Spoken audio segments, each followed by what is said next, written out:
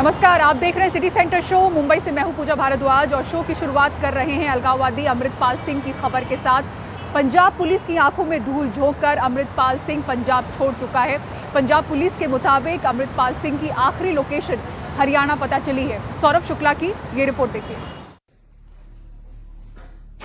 ये CCTV footage Haryana के कुरुक्षेत्र शाहबाद कस्बे का है। काला छाता लेकर जा रहा ये शख्स अमृतपाल है, जिसके पीछे कई राज्यों की पुलिस और केंद्रीय खुफिया एजेंसियां लगी हैं। ये सीसीटीवी फुटेज 20 तारीख की सुबह का है। ये तस्वीर शाहबाद की रहने वाली बलजीत कौर की है, जिसने अमृतपाल और उसके सहयोगी पप्पल प्रीत को अपने घर पर पनाह दी। पुलिस बलजीत कौर को गिरफ्तार कर उससे पूछताछ कर रही है। अमृतपाल और उसका साथी पप्पन प्रीत, जो उसका सबसे करीबी है, ये दोनों स्कूटी में पहुंचे और रात उन्होंने 19 तारीख को बलजीत कौर के यहाँ बिताई और 20 तारीख को सुबह वो स्कूटी से निकल गए। पंजाब पुलिस का कहना है कि उन्होंने अब तक 207 लोगों को हिरासत में लिया है, जिसमें से सिर्फ 30 को गिरफ्तार किया जाएगा। बाकी सबको चेतावनी देकर छोड़ा जाएगा। बहुत क्लियर इंस्ट्रक्शंस हैं इसमें। किसी भी इनोसेंट को किसी केस में बुक नहीं किया जाएगा। जो हार्डकोर एलिमेंट्स हैं, जो सही में क्रिमिनल केसेस में इन्वॉल्व हैं, सिर्फ उनके खिलाफ कार्रवाई की जाएगी। पुलिस पूरी स्क्रीनिंग करके, डिफ्रेंशिएट करके जो लोग क्रिमिनल एक्टिविटीज में इन्वॉल्व हैं उनके खिलाफ कार्रवाई करेगी। जो यूथ है, जो मिसगाइडेड थे, इनोसेंट हैं, पता नहीं है इशू का, अगर उनको डिटेन किया गया है तो वार्निंग देके उनको छोड़ा जाएगा इस केस में। हमने रिक्शा चलाने वाले लखविंदर सिंह से एक्सक्लूसिव बात की, जिसके रिक्शे में प्लेटिना बाइक के पंक्चर हो जाने पर अमृतपाल और उसका सहयोगी पप्पल प्रीत बैठे थे। लखविंदर ने कहा कि हुलिया बदल लेने की वजह से वो अमृतपाल को नहीं पहचान पाया। थोड़ा गांव के बाहर वो 2 लोग रुके हुए थे और मेरे को बोले कि हमारा बाइक पंचर हो गया, तो पंचर वाली दुकान तक ले जाओ।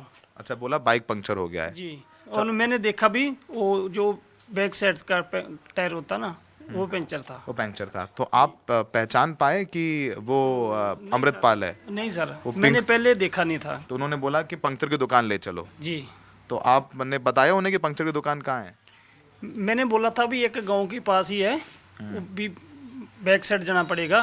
वो बोलते भी बैक साइड क्यों जाना, तो भी अगर आप लोग महतपुर की तरफ जा रहे हैं तो फिर उसी तरफ ले चलो। बोला महतपुर की तरफ ले चलने के लिए। तो मैं वो रेडी भी जितना डेली पे उतरी लेके जाता हूँ महतपुर। अच्छा, तो महतपुर ही लेके जाते हैं। पहुंचने से पहले ही, जितना शुरू होने से पहले एक शॉप है पंचर की दुकान, तो वहाँ वो उतर गए। जी। तो उन्होंने पैसे दिए आपको? मैंने खुद मांगा। आपने मांगा पैसे? जी, मैंने बोला मेरी फीस दे दो, तो मेरे को 100 रुपया दिया। पुलिस सूत्रों की माने तो अमृतपाल ने पंजाब से हरियाणा तक पहुंचने में 4 बार अपना हुलिया बदला। यही वजह रही कि वो पुलिस को चकमा दे गया। पंजाब से सौरभ शुक्ला की रिपोर्ट, एनडीटीवी इंडिया। सूरत की एक अदालत ने 4 साल पुराने आपराधिक मानहानि मामले में राहुल गांधी को 2 साल की सजा सुनाई है। दरअसल ये पूरा मामला मोदी सरनेम को लेकर अपशब्द बोलने का है। अदालत ने राहुल को जमानत देते हुए 30 दिनों के लिए सजा निलंबित रखी है, पर इस बीच राहुल गांधी की सदस्यता जाएगी या नहीं, उसको लेकर सवाल उठने लगे हैं। सूरत की अदालत से 2 साल की सजा सुनाए जाने के बाद दिल्ली लौटते हुए राहुल गांधी के चेहरे पर कोई शिकन नहीं दिखी। वो लगातार कहते रहे हैं कि वो सत्य और धर्म की लड़ाई लड़ रहे हैं। राहुल गांधी को यह सजा 2019 में कर्नाटक में दिए गए एक भाषण के लिए मिली है। उन्होंने मोदी सरनेम को लेकर के चुटीली मानी जाने वाली एक टिप्पणी की, लेकिन इसे जाति का मसला बनाकर बीजेपी के विधायक पूर्णेश मोदी ने मानहानि का केस किया। गुरुवार उनके लिए बिल्कुल ऐतिहासिक दिन बन गया। आज उनका जो फैसला आया है, मैं उस फैसला का स्वागत करता हूं। अदालत ने राहुल गांधी को तत्काल जमानत भी दी और 30 दिन की मोहलत भी कि वो इसके खिलाफ अपील कर सकते हैं, लेकिन इसको लेकर के सियासत तेज हो गई। कांग्रेस और बीजेपी की ओर से बयान पे बयान आने लगे। आप भी राहुल गांधी के साथ दिखाई दी। वो खुद को छोड़ के बाकी के ऊपर उंगली दिखाते हैं। जो कानून की प्रक्रिया है उसके अनुसार ये निर्णय हुआ। वाजपेयी जी ने, अडवाणी जी ने कितने किए होंगे कोई सोच नहीं सकता। वो जमाना और था, ये जमाना और, इतना फर्क है।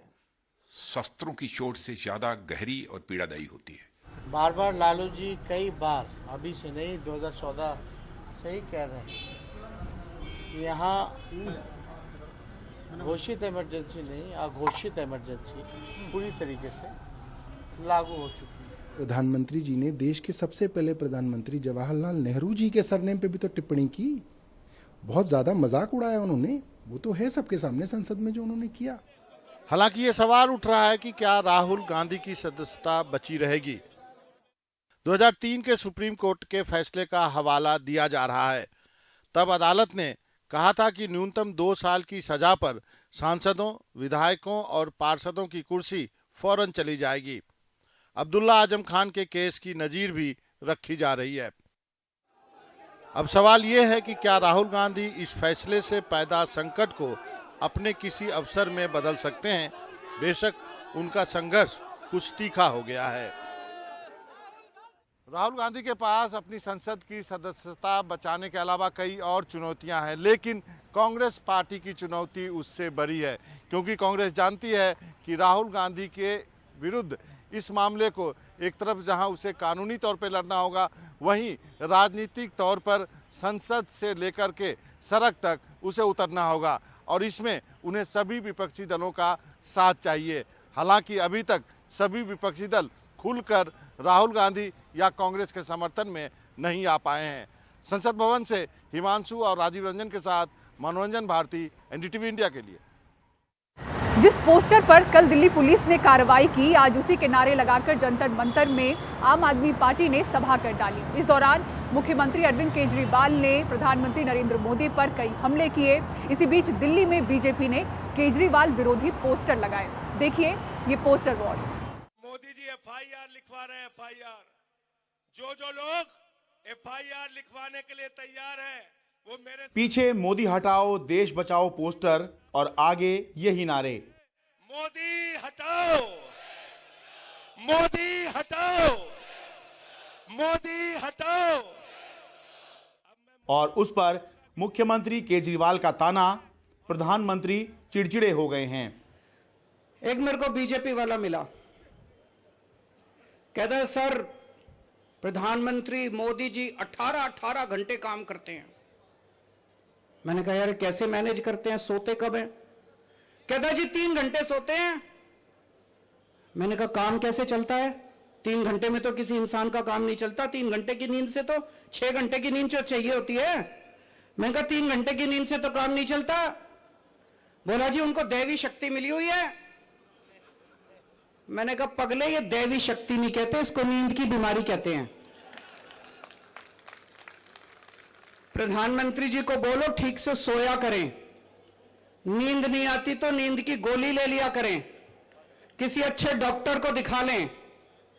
अगर प्रधानमंत्री जी ठीक से सोएंगे नहीं तो सारा दिन चिड़चिड़े रहते हैं। कभी उनको हंसते देखा है? सारा दिन चिड़चिड़े रहते हैं, गुस्सा आया रहता है। इसको जेल में डालो, इसको जेल में डालो, उसको जो सवेरे से शाम तक बस जेल में डालो। जिस पोस्टर पर दिल्ली पुलिस ने 36 एफआईआर दर्ज करके 6 लोगों को गिरफ्तार तक कर लिया, उसी पर गुरुवार को जंतर मंतर पर आम आदमी पार्टी ने पूरी की पूरी सभा कर डाली। पार्टी ने घोषणा की कि दिल्ली में ही नहीं बल्कि पूरे देश में इस नारे के साथ पोस्टर लगवाए जाएंगे। आगामी 30 तारीख को तैयार हो जाओ। देश के कोने कोने में मोदी हटाओ देश बचाओ का पोस्टर लगाएंगे। देखते हैं कितनी ताकत है तुम्हारी एफआईआर में। वहीं आम आदमी पार्टी के राष्ट्रीय संयोजक और दिल्ली के मुख्यमंत्री अरविंद केजरीवाल ने अपील की, मेरे खिलाफ पोस्टर लगाने वालों के खिलाफ कोई कार्रवाई ना की जाए। बीजेपी वालों ने मेरे खिलाफ भी बहुत पोस्टर लगा दिए पूरी दिल्ली में। मीडिया वाले आए, पता चला कोई पुलिस उनको, मेरी सारे पुलिस वालों से विनती है हाथ जोड़ के किसी को गिरफ्तार मत करना। जनता का हक है पोस्टर लगाना। केजरीवाल अच्छे काम करेगा तो जनता जय जयकार करेगी, केजरीवाल बुरे काम करेगा तो जनता पोस्टर भी लगाएगी मेरे खिलाफ, लगाए मेरे खिलाफ पोस्टर, मेरे को कोई आपत्ति नहीं है, कोई एफआईआर नहीं होगी, किसी को गिरफ्तार नहीं किया जाएगा। दरअसल आम आदमी पार्टी 23 मार्च शहीदी दिवस के मौके पर जंतर मंतर पर प्रधानमंत्री मोदी के खिलाफ सभा करने की तैयारी कर रही थी और उसी के तहत दिल्ली में मोदी हटाओ देश बचाओ के पोस्टर लगा रही थी। जवाब में गुरुवार को बीजेपी नेता मनजिंदर सिंह सिरसा ने अरविंद केजरीवाल हटाओ दिल्ली बचाओ के पोस्टर लगवा दिए। जब आदमी सच बोलता है तो अपना नाम छुपाने की जरूरत नहीं कर लगती, इसलिए मैंने आज दिल्ली के अंदर अपने नाम के साथ पोस्टर लगा रहे हैं। कट्टर बेईमान, रिश्वतखोर, अहंकारी अरविंद मुख्यमंत्री, अरविंद केजरीवाल हटाओ दिल्ली बचाओ। हालांकि जिस defacement of public property act के तहत आपसे संबंधित लोगों पर पोस्टर लगाने पर कार्रवाई हुई, उसी के तहत बीजेपी नेता पर भी कार्रवाई हो सकती है, भले ही उन्होंने अपना नाम पोस्टर में लिखा हो। दो बातें हैं, मोदी हटाओ देश बचाओ नारा दिल्ली पुलिस की कार्रवाई की वजह से ही चर्चा में आया, वरना ये अति साधारण नारा है जो बिल्कुल भी चर्चा में नहीं आ सकता था।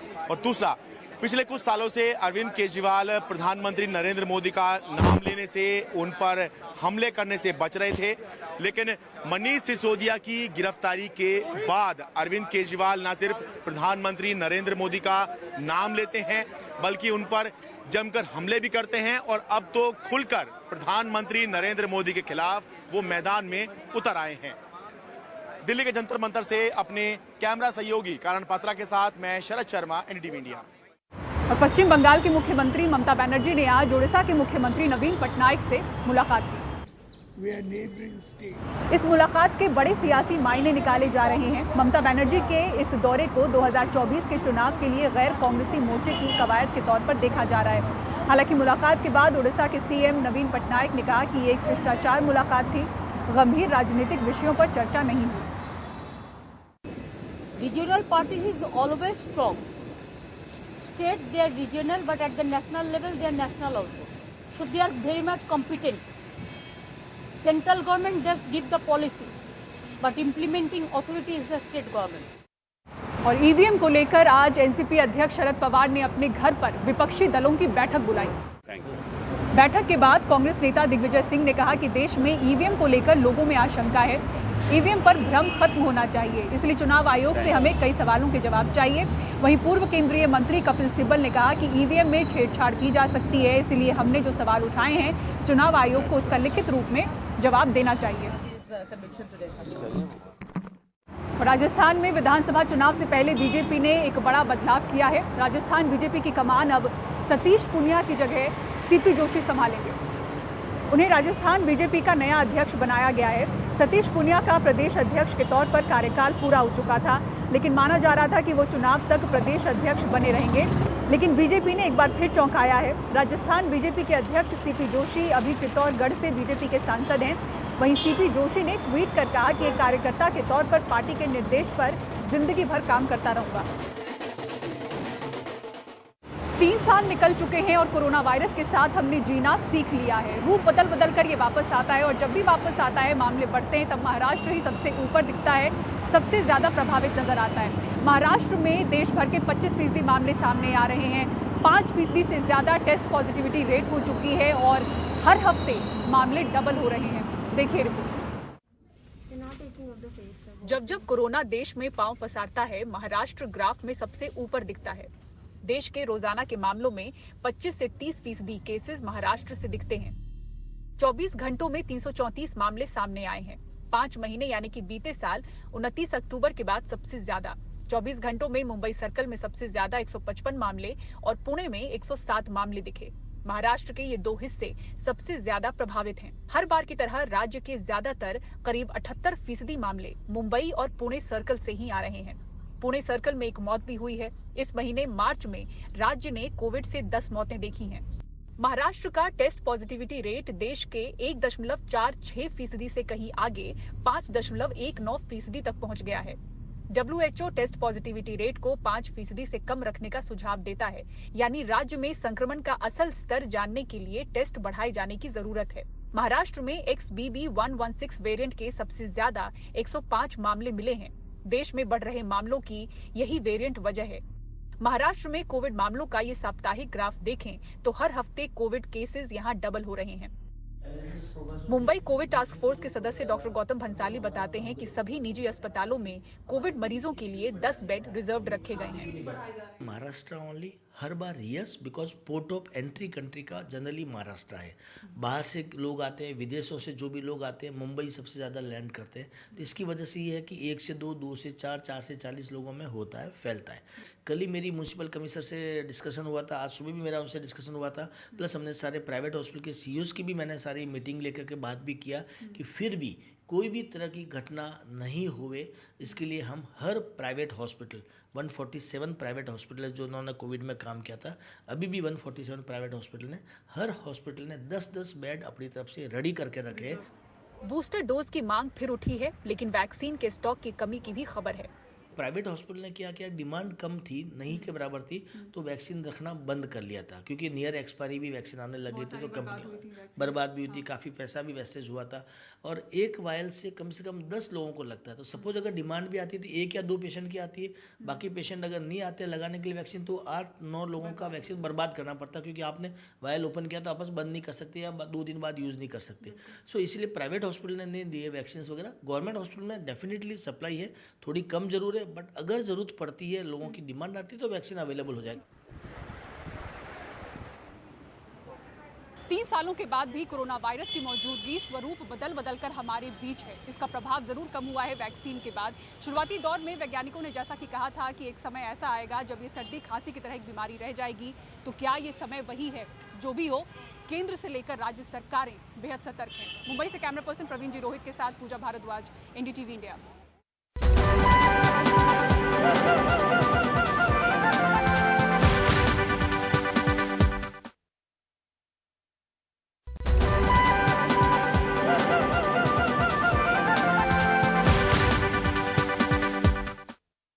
कांग्रेस नेता नवजोत सिंह सिद्धू की पत्नी नवजोत कौर सिद्धू कैंसर से पीड़ित हैं। उन्हें दूसरे स्टेज का कैंसर है। अपने इलाज की खबर को नवजोत कौर सिद्धू ने ट्विटर हैंडल पर साझा किया। उन्होंने लिखा कि नवजोत सिंह सिद्धू उस अपराध के लिए जेल में हैं जो उन्होंने नहीं किया है। वो हर दिन अपने पति का इंतजार कर रही हैं जो शायद उनसे अधिक पीड़ित हैं। उन्होंने लिखा कि उस अपराध में शामिल सभी लोगों को क्षमा किया जाए। हर दिन आपका इंतजार करना शायद ज़्यादा तकलीफ देता है। एक दूसरे ट्वीट में उन्होंने लिखा कि आपको बार बार न्याय से वंचित होते हुए मैं देख रही हूँ। सत्य शक्तिशाली है, लेकिन ये आपकी परीक्षा बार बार लेता है। लेकिन मुझे माफ़ करें, मैं आपका अधिक दिनों तक इंतज़ार नहीं कर सकती, क्योंकि मुझे दूसरे स्टेज का कैंसर है। इसके लिए किसी को दोष नहीं दिया जा सकता है, क्योंकि ये ईश्वर की इच्छा है। और कल से रमज़ान का पाक महीना शुरू हो जाएगा, यानी कि 24 तारीख से मुस्लिम समुदाय रोज़े रखने शुरू करेंगे। इसको लेकर तैयारियां जोरों पर हैं। बाजारों में रौनक दिखना शुरू हो गई है। तिरुवनंतपुरम, गुवाहाटी, हैदराबाद समेत कई इलाकों से ये तस्वीरें आई हैं। लोग खरीदारी के लिए निकल पड़े हैं। खजूर की खूब बिक्री हो रही है।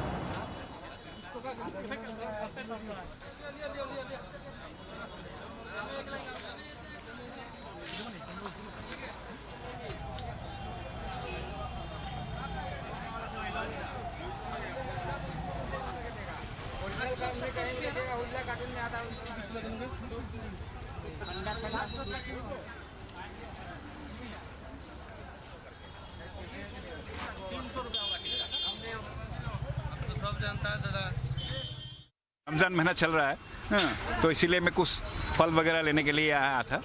प्रिपरेशन मतलब हम लोगों को ऐसे प्रिपरेशन तो सुबह रात से ही हो जाता है। सुबह रात के बाद में जो रोज़ा रखते हैं हम लोग, उसी से ही प्रिपरेशन होता है। वो पहला रोज़ा होता है हम लोगों का, तो उसी से ही हम लोग प्रिपरेशन कर लेते हैं कि रमज़ान आने वाला है, उसमें हम लोगों को पूरा महीना रोज़ा रखना है। और उसका बाद हम लोग ईद मनाएंगे। ईद का दिन खुशी का दिन होता है। बस सब मिलके एक नमाज ईदगाह में नमाज पढ़ेंगे। यही है हम लोग का प्रिपरेशन। तो देशवासी को इस अच्छा ये देखिए, रमज़ान का महीना है। आपको दिल से बोलें तो to control the will power and purification of soul, ये है असली मतलब। आपका विल पावर जो है उसको कंट्रोल करना है, और जो दिल है, आत्मा है आपका, उसको प्यूरिफाई करना है। और सिटी सेंटर शो में फिलहाल इतना ही। मुंबई के चेंबूर इलाके से पूरी टीम को दीजिए इजाजत। खबरों के लिए देखते रहें NDTV इंडिया। नमस्कार।